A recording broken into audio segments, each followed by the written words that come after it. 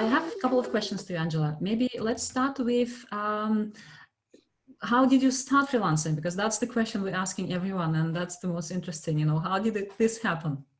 Okay, so when I got out of graduate school, I knew that I wanted to become a consultant, but I didn't really know what a consultant did.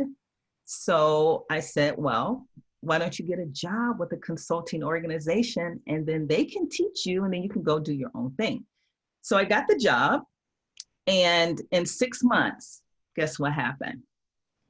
I got fired. Oh, happy day. Oh, happy day. That was the best thing that ever happened in my life, because the manager who fired me told me I couldn't write. I wasn't a self-starter. I wasn't a team player. Pretty much, I was the pits. And guess what happened after I got fired? I finished my first book, and I just did my fourth book, and I had publishers back then. I did 3 books in 5 years. I started my consulting company. In the first year, I made no money, but somehow I survived, and then the business grew. So I've been a freelancer for a really long time. I think I had a job for, if I add up all the little jobs I had prior to freelancing, probably 7 years. And then, once I started freelancing, I was like, man, this is cool. I'm not going back. So that's how I got started. Okay. And what are you into right now? You mentioned in our discussions and in emails that we exchanged that you have a framework and you're working on that, how to help experts with virtual speaking.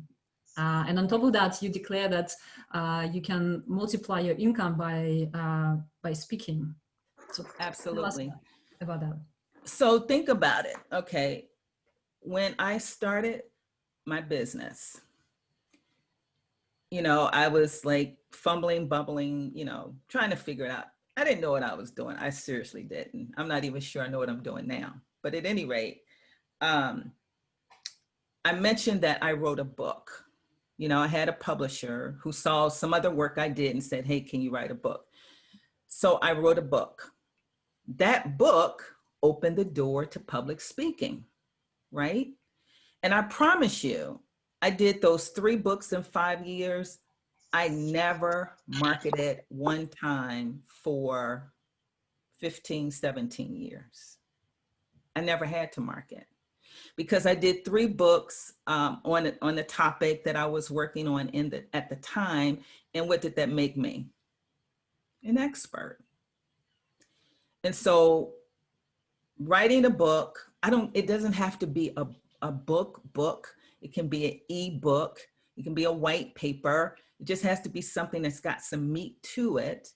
But once you do something like that, it's going to naturally lead you into speaking, and speaking and writing naturally leads you to be a thought leader.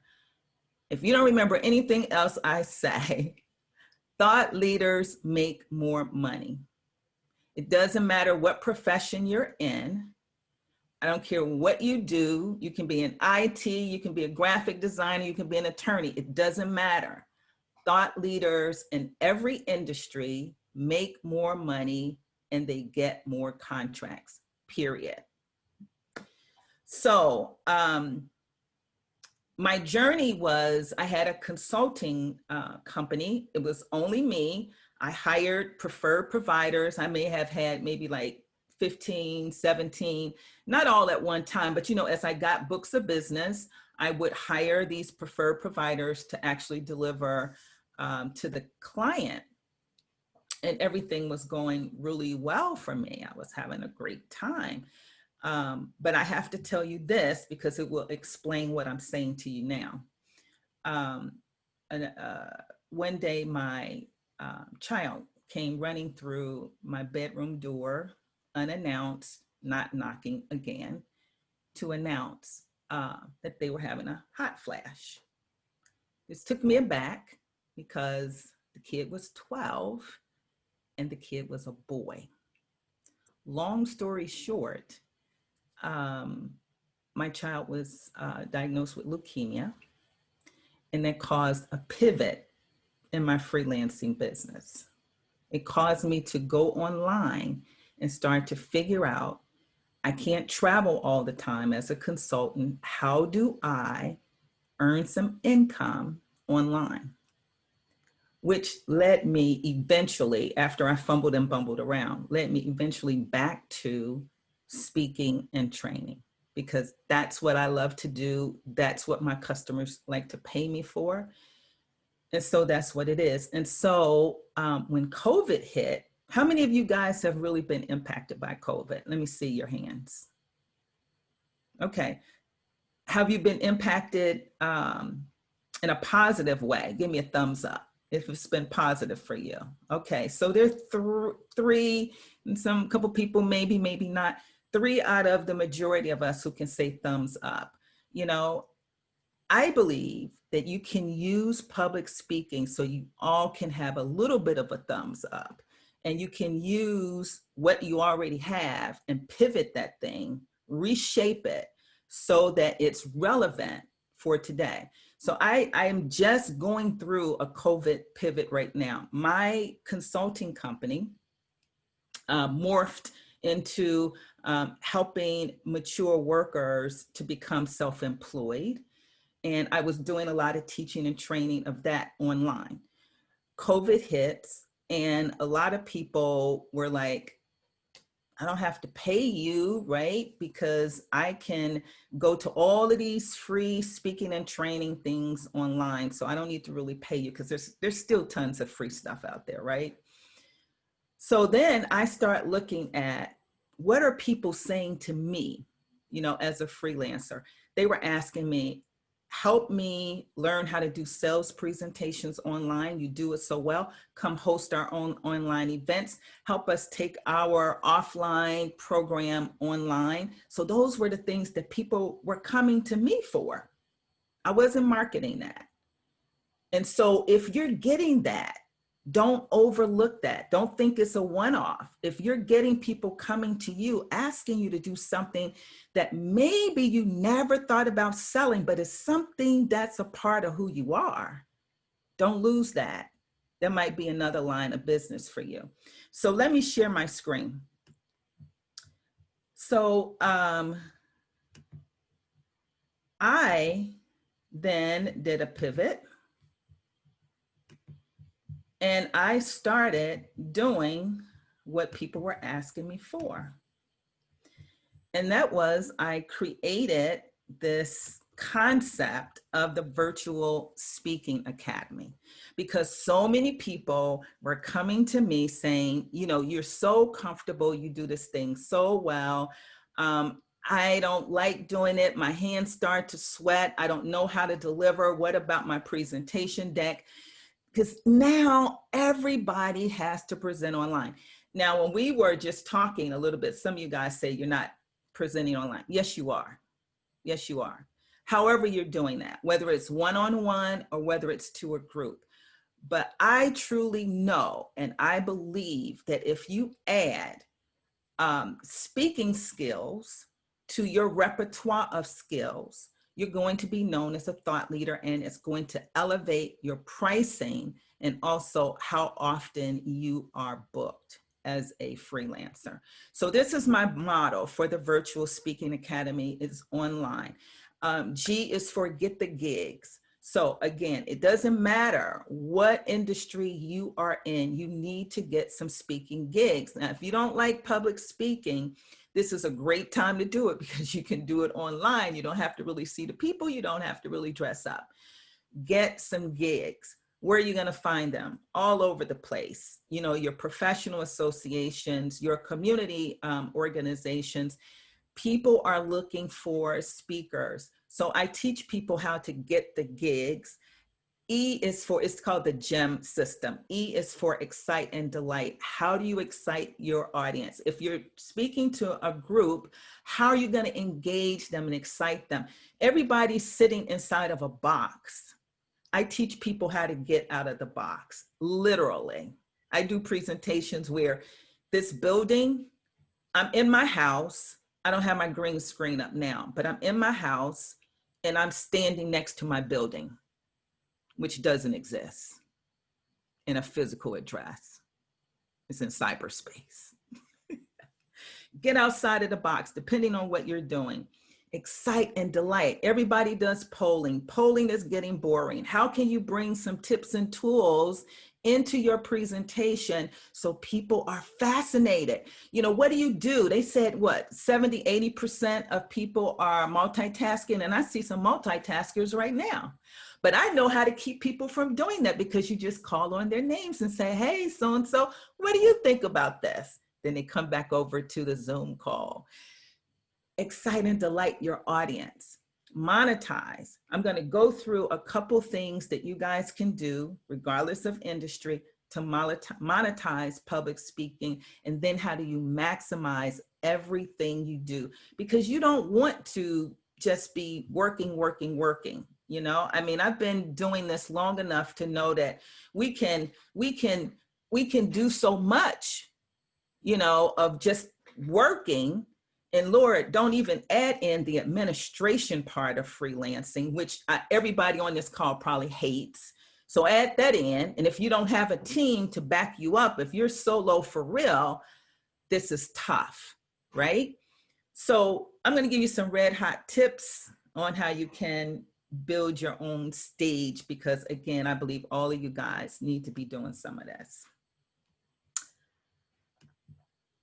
Write a book. This is my 4th book. And this is explaining to people about the online gig economy. This book is the only one that I really know of that focuses specifically on this. And I targeted my demographic, which was people 45, because they don't, a lot of times they don't know much. They've been stuck in corporate America forever. And so now they're out there freelancing and they're trying to figure all of this out.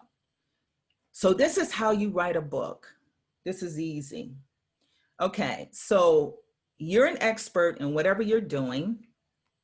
You go online and you find out what are the top 12 things people in your industry are speaking about, questioning, wondering, complaining. You find those top 12, those are your chapters. Then inside each chapter, all you do, get yourself a mind map, do some brainstorming. All you have to do is think of 10 to 12 topics that fit underneath that major chapter. And then guess what? All you got to do is write 1 page on each topic. You got a book. You don't like to write? Do you like to talk? Talk your book. I told you to go get speaking opportunities. So every time you get one, outline your book, and then you know what you're willing to speak to people about. One of those 12 chapters. Go speak, tell them to record it, you record it, you know, use one of the tools to type it up for you. And now you got a draft of a book.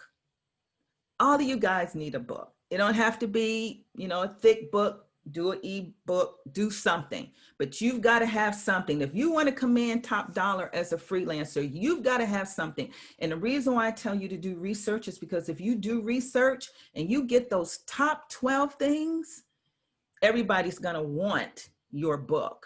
Another thing you can do, find the top 3 books in your industry. Go look at those books, look at the reviews, look at what people like, look at what people say is not there, look at what people want. Write your book based on what the people are already telling you that they want. That's how you write a book.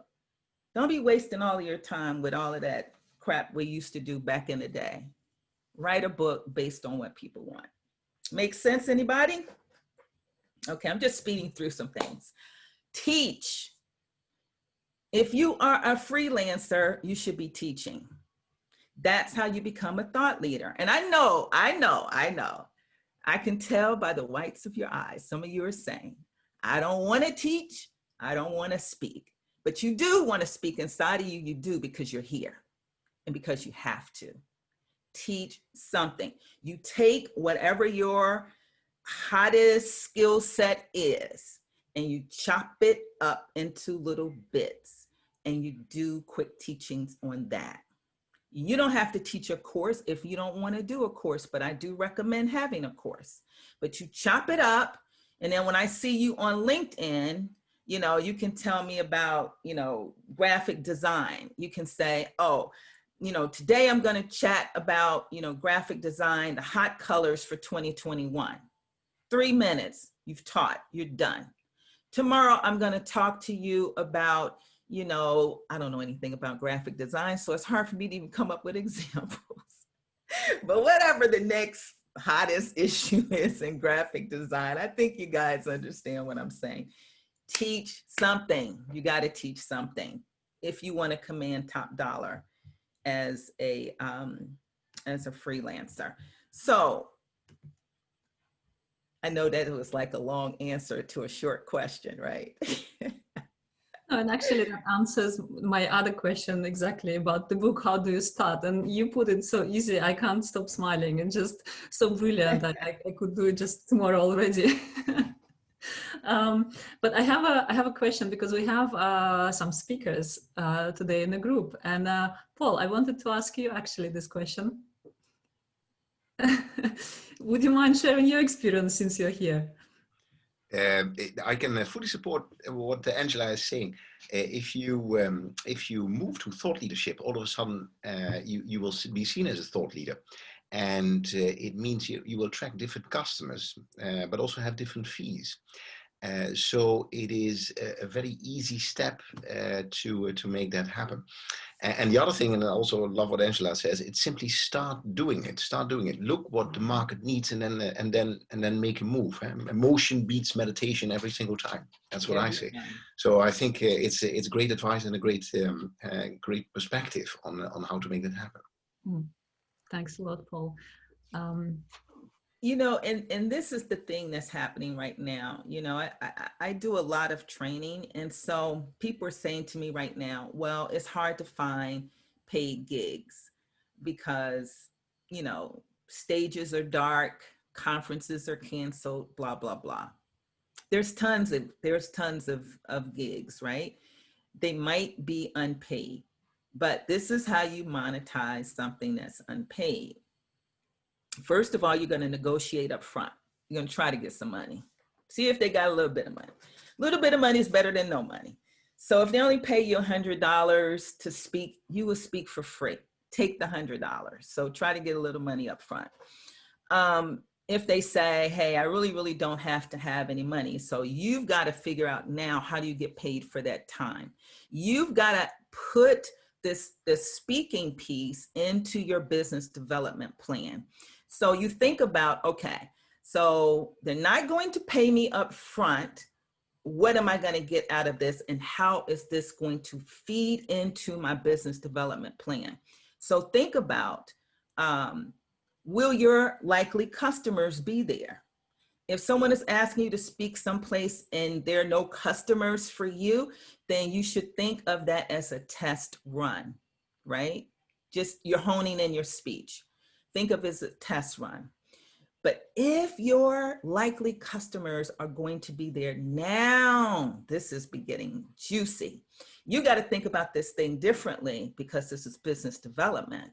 So how do you get in contact with these folks who are your likely customers? It's not your meeting, right? So you find out from the host if you can, the most obvious thing, of course, if you have your book, can you sell your book? Can your book be a part of the program? Can you sell your course? Whatever it is that you have, can you mention your consulting? So you don't want to insult your host by then trying to, please don't turn it into a sell-a-thon. So you're going to be very tasteful in how you build that into your program, but you find out from your host, what are the stipulations? And then you tell your host, well, Peggy, if it's okay, what I'd like to do at the end is invite people to join me.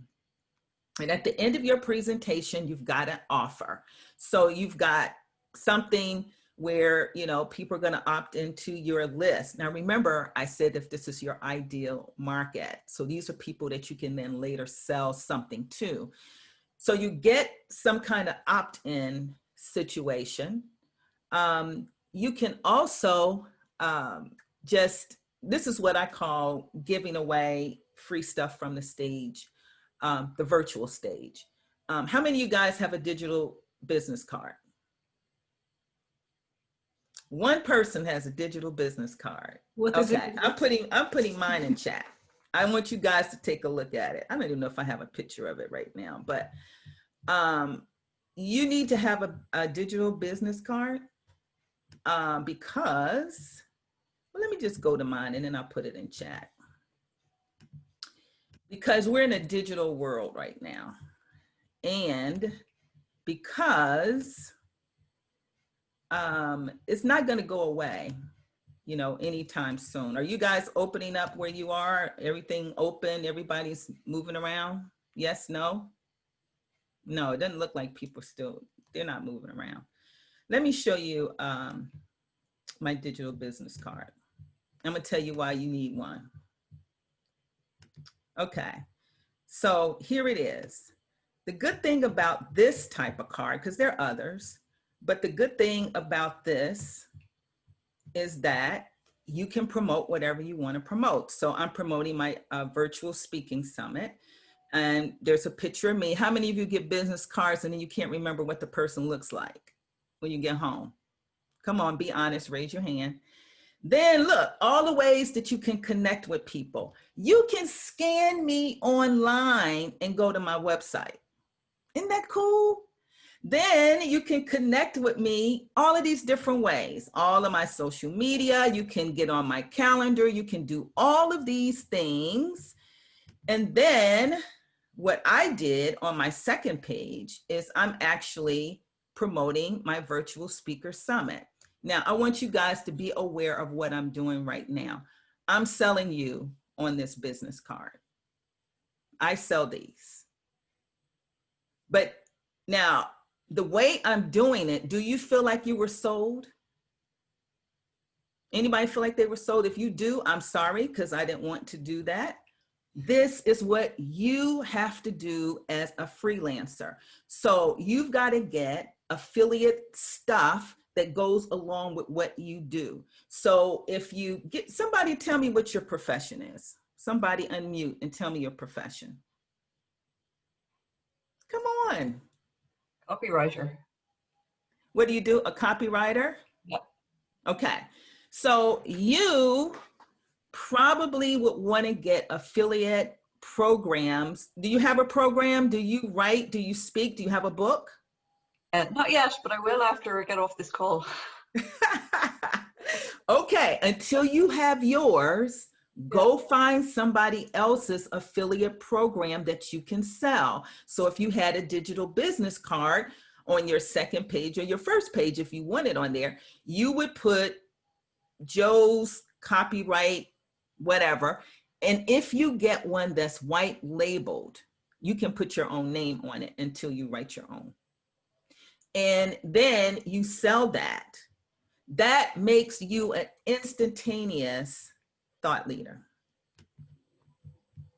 What else? Make sure when you guys are networking online that you're using that LinkedIn QR code. You can scan it right from here. So make sure you do that. So, I mean, basically, what I'm saying is you can use this whole speaking thing to increase your book of business. You have to be strategic about it and thoughtful. And these are the kinds of things that we're teaching on the Virtual Speaker Summit. We're covering everything from, you know, getting gigs to monetizing them to all of the fun stuff you can do to excite and delight your audience.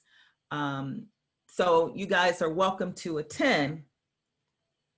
What else do you want me to cover? Because I think, you know, you gave me 30 minutes and I have 2 minutes left. Right, we're approaching the end time. Any questions from anyone? De-umming. How do you stop yourself? Anyone who's starting out, I guess they start going and how do you get rid of that, or is it not important? The and you practice. The best thing you can do is stand in front of your mirror and speak, or go to your Zoom account and do a presentation and record yourself and analyze it. But one of the things that, because everybody has those filler words that they're prone to say, but one of the things that I do is I pause. If I'm trying to think of my next point, I just pause. And then I go. That's a very good technique. Any other questions from anyone? Yeah, Zakia, sure. Thanks, Angela. I thought this was really, really interesting and helpful. My question has to do with doing the speaking and the writing. Do you see that your marketing costs dramatically decrease because you're doing those other activities? Does this replace what you would typically do with marketing if you're getting your clients where you don't need to market anymore? Now, let me clarify. When I started my business and I did the 3 books, I didn't have to market then. That was a different time. That was a time, I'm a little older than most of you guys, not much, but anyway, that was a time when you had a publisher that was a big deal. So I had 2 different publishers, so I was considered an expert. Today, everybody has a book. A lot of them are crap, but everybody has a book. So that's not going to distinguish you, but it is going to give you a leg up. And if you start to get multiple books, now you're cooking with gas. So I use my speaking as part of my marketing. I don't separate it out. When I do my marketing budget, if there are certain conferences or something that I might want to go to, and perhaps I'm not even the speaker, but I'm going there as a speaker because I'm going there. See, everything, I learned this from a guy like 20 years ago. He told me, don't ever, as a business person, step outside your door without purpose. Don't ever go in a meeting unless you know what the end result is. And I'm gonna be perfectly transparent. I love what this lady is doing with this conference. I love it. I've tried to send her little encouragement a couple times since I found out about it. This is cool, right?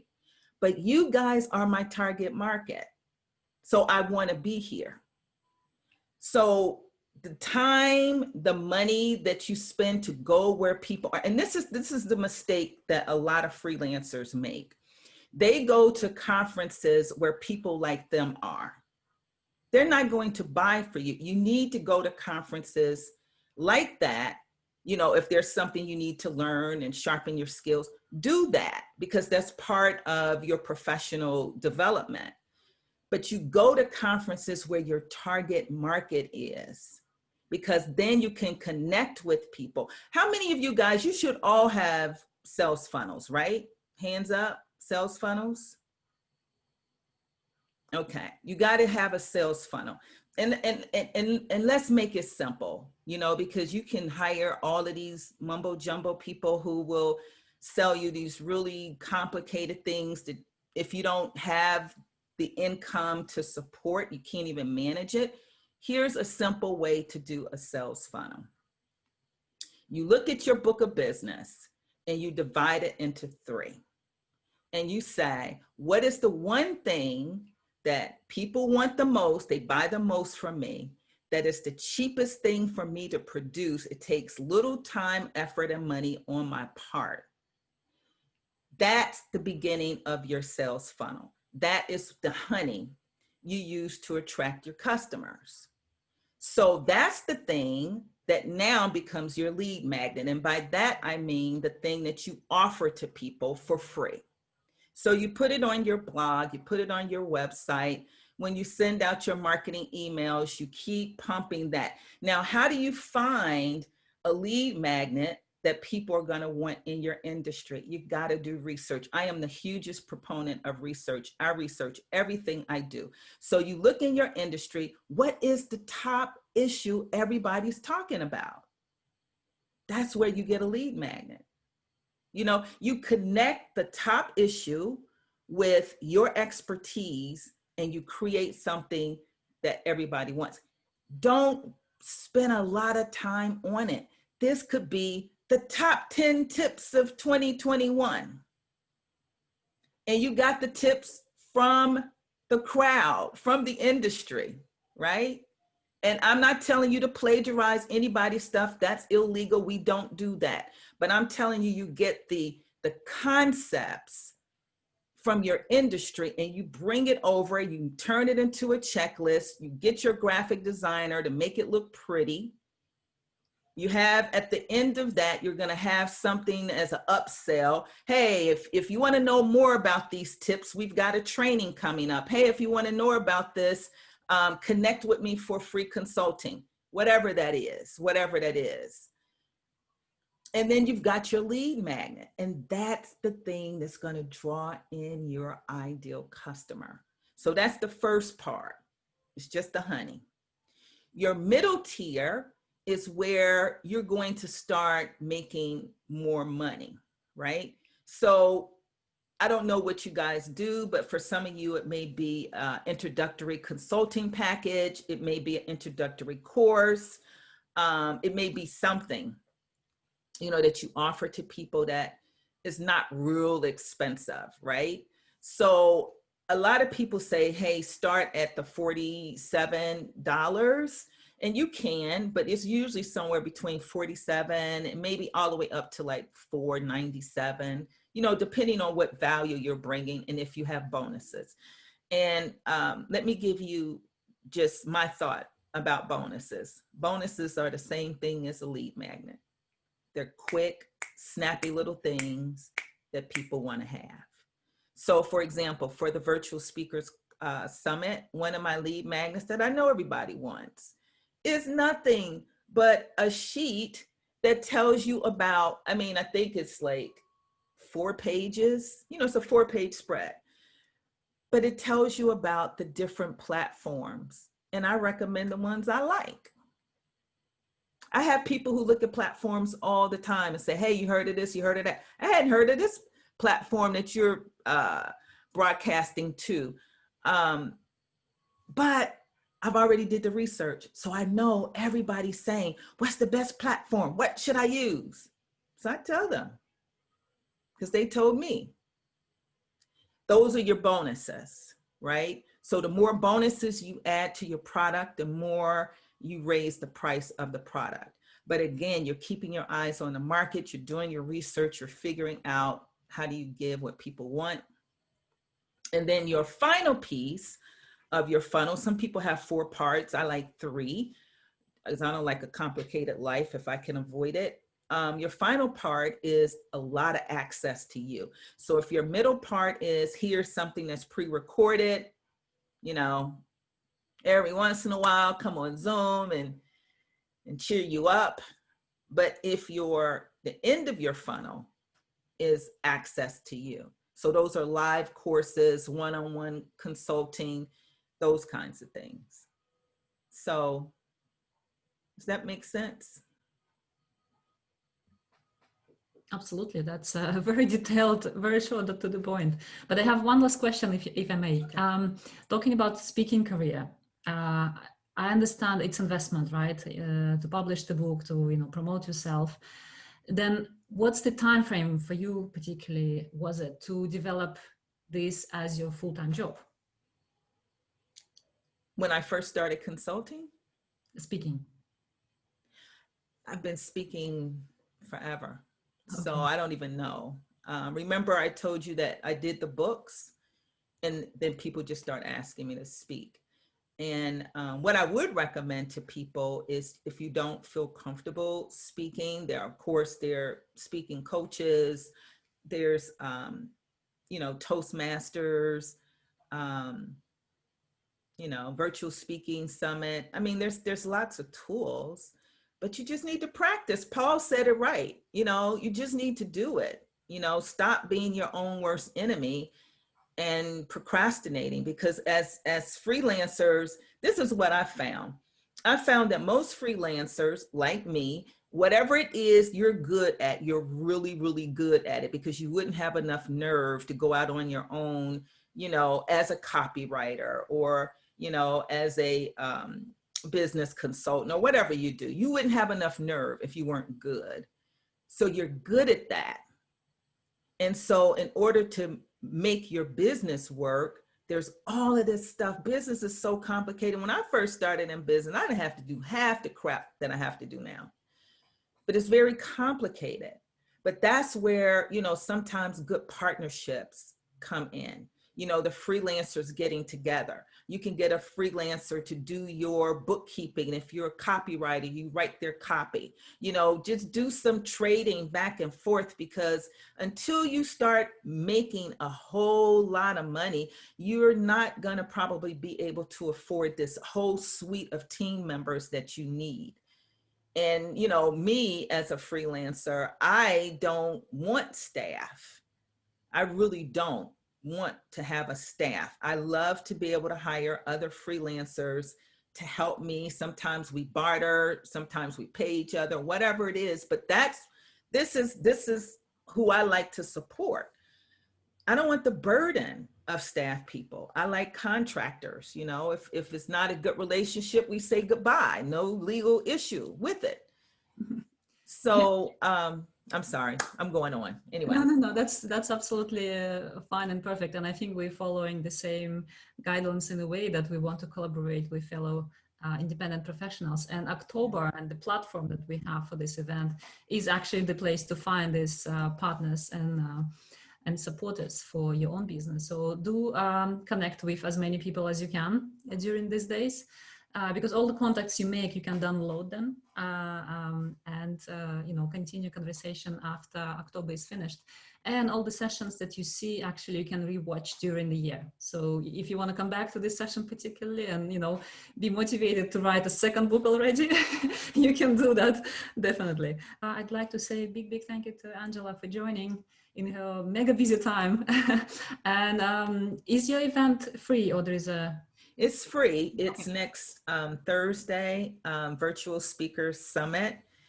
We've got some of the top speakers in the world and some people starting out. The guy who created Travelocity, Terry Jones, he's like, you know, really big time speaker. I can't afford him.